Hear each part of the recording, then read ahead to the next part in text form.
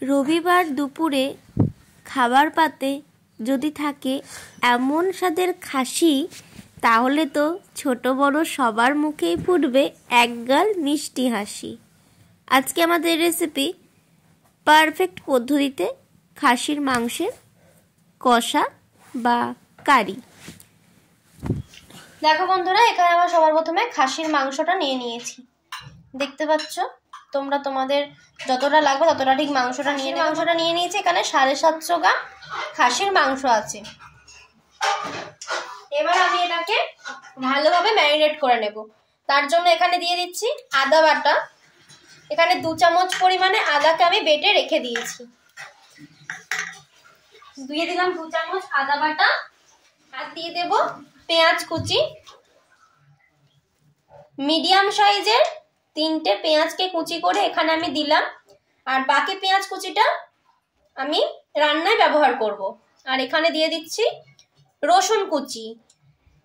6 কোয়া রসুনকে এখানে কুচি করে দিয়ে দিলাম। আমি এখানে 6টা মিডিয়াম সাইজের পেঁয়াজকে কুচি করে নিয়েছি, আর 15-16 কোয়া রসুনকে এখানে আমি কুচি করে নিয়েছি, যার মধ্যে অর্ধেকটা করে এখন ম্যারিনেটে দিয়ে দিচ্ছি। আর এখানে দিয়ে দেব টমেটো, দিয়ে দিলাম 4 টুকরো পরিমাণে।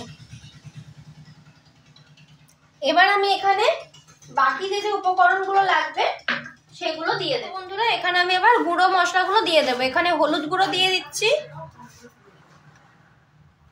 2 চামচ হলুদের গুঁড়ো দিলাম। আর ঝাল লঙ্কার গুঁড়ো এখানে দেব 2 চামচ পরিমাণে। আমরা ঝালটা একটু বেশি পছন্দ করি, তার জন্য ঝালটা একটু বেশি দিচ্ছি, তোমরা চাইলে কমও দিতে পারো। ঝাল লঙ্কার গুঁড়োটা এখানে ইউজ করলাম। এবার জিরে গুঁড়ো আর ধনে গুঁড়োটা দিয়ে দেব। 1/2 চামচ জিরে গুঁড়ো দিলাম, আর এবার দেব ধনে গুঁড়ো।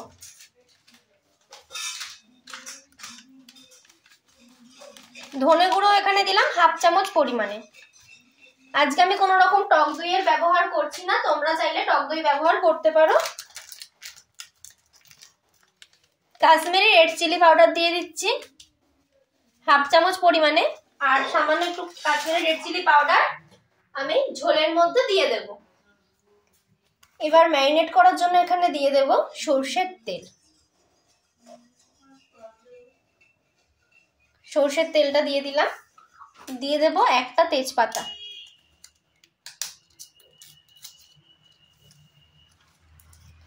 দেওয়ার পরে মাংসটাকে ভালোভাবে ম্যারিনেট করে নেব। এখানে চাইলে তোমরা এলাচটাও দিয়ে নিতে পারো, গোটা গরম মশলাটা, তবে আমি এখানে শুধুমাত্র তেজপাতাটাই ব্যবহার করলাম। এবার হাতের সাহায্যে ভালোভাবে প্রেস করে করে মাংসটাকে ম্যারিনেট করে নিতে হবে।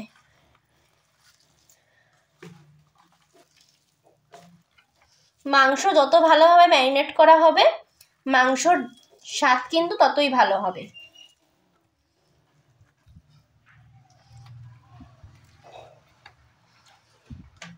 চেষ্টা করবে টমেটোটাকে হাতের সাহায্যে একটু ভেঙে ভেঙে দিতে।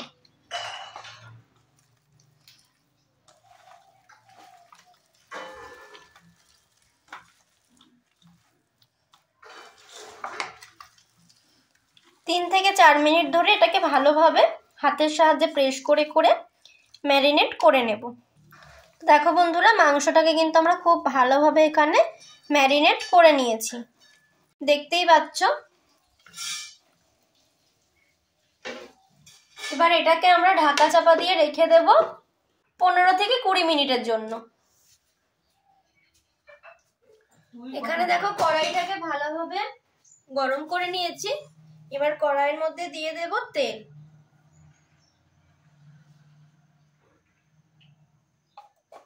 তেলটা দিয়ে নিয়েছি, তেলটা গরম হওয়া পর্যন্ত ওয়েট করব। আর আমি এখানে বড় বড় সাইজের আলু কেটে নিয়েছি। তোমরা যদি চাও আলু দিতে পারো, তবে মটনে তো আলু দিলে বেশ ভালো লাগে খেতে। আলু ছাড়া তো বাঙালির কাছে মটনটাই অসম্পূর্ণ থাকে, তাই না? তো এখানে আলুটাকে কিন্তু কেটে নিয়েছি সুন্দর করে। তেলটা গরম হয়ে গেছে, আর এবার আলুগুলোকে তেলের মধ্যে দিয়ে দিচ্ছি।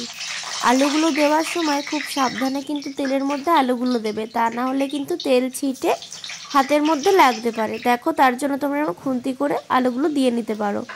আর এখানে দিয়ে দিলাম 1/2 চামচ হলুদের গুঁড়ো, তাহলে আলুগুলো ভাজলে আলুটার গায়ে সুন্দর একটা কালার চলে আসবে। তার জন্য হলুদের গুঁড়োটা দিয়ে দিলাম। তোমরা চাইলে হলুদ গুঁড়ো দিয়ে ম্যারিনেট করে রেখে তারপরেও ভাজতে পারো, অথবা তেলের ওপরে এইভাবেও দিয়ে দিতে পারো। তো এবার লাল লাল করে আলুগুলোকে দেখো সুন্দর করে ভেজে নিয়েছি। আলুগুলোকে একটু ভেজে যদি ঝোলের মধ্যে ব্যবহার করতে পারো, ঝোলের স্বাদটাই বলো বা আলুর স্বাদটাই বলো, দুটোই কিন্তু অনেকটা বেড়ে যায়। এরকম লাল লাল করে ভাজা হয়ে যাওয়ার পরে অন্য একটা থালার মধ্যে আলুগুলোকে তুলে নেব। সমস্ত আলুগুলো তুলে নিই, তারপর ফিরে আসছি। এবার ফোড়নে দিয়ে দিচ্ছি তেজপাতা, শুকনো লঙ্কা, গোটা জিরে, আর দিয়ে দিয়েছি 3টে এলাচকে ফাটিয়ে, ছোট এলাচ ব্যবহার করেছি এখানে আমি। ফোড়নটা থেকে একটা মিষ্টি গন্ধ বেরোলে এবার এর মধ্যে দিয়ে দিতে হবে 1/2 চামচ চিনি। চিনিটা যদি তেলের ওপর এইভাবে দিয়ে দাও তাহলে রান্নার রং কিন্তু খুব ভালো আসে, যেহেতু চিনিটা ক্যারামেল হয়ে যায়। আর একটা টিপস হচ্ছে, যে কোনো রান্নায় কালার আনার জন্য তেলের ওপরে দিয়ে দেবে একটু কাশ্মীরি রেড চিলি পাউডার। দেওয়ার পরে এটাকে একটু ভেজে নিলাম, আর এই সময় গ্যাসের ফ্লেমটা কিন্তু একদম লোতে থাকবে। এবার এখানে দিয়ে দিলাম রসুন কুচি আর পেঁয়াজ কুচি। যে রসুন আর পেঁয়াজটা আমরা এক্সট্রাভাবে তুলে রেখেছিলাম সেই পেঁয়াজ রসুনটাই দিয়ে দিলাম, আর দিয়ে দিলাম একটা টমেটো কুচি আর একটা ক্যাপসিকাম কুচি। দেওয়ার পরে সমস্ত পেঁয়াজ রসুন ক্যাপসিকামটাকে ভালোভাবে ভেজে নেব। আর দেখেছো কাশ্মীরি রেড চিলি পাউডারটা যেহেতু তেলের ওপর দিয়েছি, রংটা কত সুন্দর এসে গেছে এখনই। ভালোভাবে এগুলোকে একটু মিক্স করে নিলাম। আর পেঁয়াজটা বা সবজিগুলো তাড়াতাড়ি গলে যাওয়ার জন্য এখানে দিয়ে দিচ্ছি স্বাদ মতো একটু লবণ। জাস্ট একটু লবণ দিলেই হবে, এখন স্বাদ বুঝে না দিলেও চলবে, কেননা লবণটা আমরা পরে অ্যাড করে নেব। দেওয়ার পরে এখানে লবণটাকে ভালোভাবে সবজির সাথে মিশিয়ে নেব। লবণটা এইভাবে দিয়ে দিলে সবজিটা কিন্তু খুব তাড়াতাড়ি নরম হয়ে যাবে আর জল ছেড়ে দেবে। লবণটাকে ভালোভাবে মিশিয়ে নেওয়ার পরে ঢাকা চাপা দিয়ে এটাকে 5 মিনিট মতো কুক করে নেব।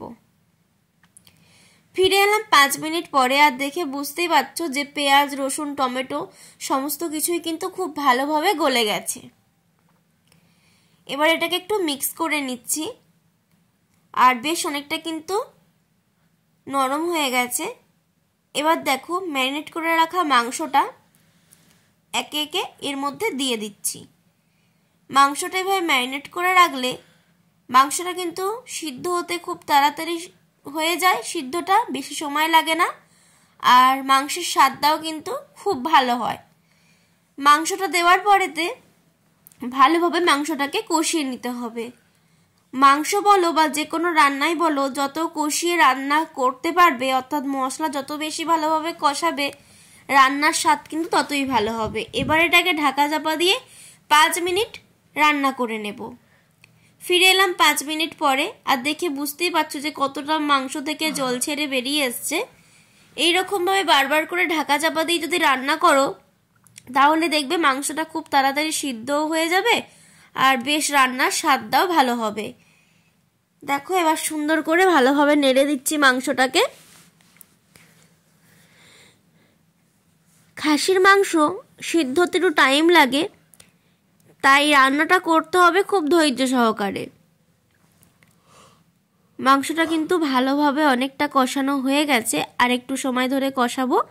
তার আগে এখানে একটু দিয়ে দেব জল। মশলার বাটি ধোয়া জলটাই এখানে আমি ব্যবহার করলাম। দেওয়ার পর এটাকে ভালোভাবে মিক্স করে নেব। অল্প অল্প করে জল দিয়ে বারবার করে কষাতে থাকলে আর ঢাকা দিয়ে দিলে, এরকমভাবে জল দিয়ে তাহলে মাংসটা কিন্তু 80% মতো সিদ্ধ হয়ে যায় কষাতে কষাতেই। ঢাকা চাপা দিয়ে দিয়েছি। ঢাকাটা দিয়ে রেখেছিলাম প্রায় 10 মিনিট মতো, আর 10 মিনিট পরে দেখতে পাচ্ছ মাংসটার ফাইনাল লুকটা ঠিক কেমন লাগছে, অর্থাৎ কষানোর ফাইনাল লুকটা পুরো কিন্তু একদম তেল ছেড়ে দিয়েছে, আর জলও কিন্তু অনেকটা পরিমাণে বেরিয়ে এসছে মাংস থেকে। ভালোভাবে কষিয়ে নিচ্ছি আবারও। মাংস কষানো কিন্তু আমাদের হয়ে গেছে। এবার এই কষা মাংসটার ওপর দিয়ে দেব ভেজে রাখা আলুর টুকরোগুলো, আর দিয়ে দেব ধনে পাতা। ধনে পাতাটা তোমরা নামানোর আগেও দিতে পারো, আবার এখনও দিতে পারো। আমি এখনই ধনেপাতাটা ব্যবহার করছি, তোমরা চাইলে মাংসটা নামানোর আগেও দিতে পারো। এবার ধনেপাতা, আলু আর মাংস সমস্ত কিছু খুব ভালোভাবে কষিয়ে নেব। সমস্ত কিছু ভালোভাবে কষিয়ে নেওয়া হয়ে গেছে। এবার কুসুম গরম জল দিয়ে দিচ্ছি মাংসের ওপরে। রান্নাটা করার সময় একটু গরম জল ব্যবহার করতে চেষ্টা করবে, তাহলে কিন্তু রান্নার স্বাদটা খুব ভালো হবে। এখানে আমি আমার পরিমাণ মতো জলটা দিয়ে দিলাম। পরে অবশ্য আর একটু জল অ্যাড করেছিলাম, সেটা তোমাদেরকে দেখানো হয়নি, বলে দিচ্ছি। আর এবার ভালোভাবে কষিয়ে নেওয়ার জলটা দিয়ে ভালোভাবে মিক্স করে নেওয়ার পরে এখানে দিয়ে দিচ্ছি স্বাদ মতো লবণ। লবণ কিন্তু পেঁয়াজটা ভাজার সময় ব্যবহার করেছিলাম, সেই বুঝে কিন্তু লবণটা দিতে হবে। লবণটা দিয়েও এটাকে ভালোভাবে একটু মিক্স করে নিলাম। এবার এটাকে সিদ্ধ হওয়ার জন্য আমরা ঢাকা চাপা দিয়ে রান্না করে নেব 10 থেকে 15 মিনিট। ফিরে আসছি 10 থেকে 15 মিনিট পরে। 10 থেকে 15 মিনিট পর ফিরে এলাম। আর দেখো, তোমাদেরকে বলেছিলাম যে একটু জল ব্যবহার করেছি, যেহেতু আমাদের বাড়িতে একটু খাসির মাংসটা একটু গ্রেভি গ্রেভি পছন্দ করে, তার জন্য একটু জল দিয়েছিলাম। আর এবার এখানে দিয়ে দিচ্ছি শাহি গরম মশলা গুঁড়োটা। তোমরা চাইলে গোটা গরম মশলাকে পেস্ট বানিয়েও দিতে পারো বা শিলনোড়াতে বেটেও ব্যবহার করতে পারো। গরম মশলাটা দিয়ে দিয়েছি। আর টেস্টটাকে আরও ভালোভাবে ব্যালেন্স করার জন্য বা স্বাদটা আরও ভালো আনার জন্য এখানে দিয়ে দিচ্ছি 1 চামচ মতো ঘি, দেশি গাওয়া ঘি। এই ঘিটা কিন্তু আমরা বাড়িতেই তৈরি করি। আর দেখতেই পাচ্ছ ঘিটা কত সুন্দরভাবে জমাট বেঁধে গেছে।